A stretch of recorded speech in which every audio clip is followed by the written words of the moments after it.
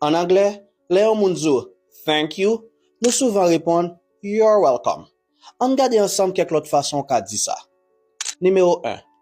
Don't mention it. Don't mention it. Don't mention it. Number 2. It's my pleasure. It's my pleasure. Ou bien on qu'a dit seulement my pleasure. My pleasure. Don't worry about it. Don't worry about it. Ou bien tout simplement no worries. 4. Don't give it a second thought. Don't give it a second thought. Don't give it a second thought. Pas penser à ça encore. Ou bien pas bali en deuxième pensée. 5. Happy to help. Happy to help. Ou bien on dit I am happy to help. Number 6. You got it. You got it.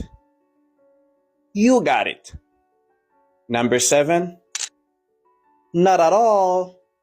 Not at all. Just say, not at all. Not at all. Thank you, everybody.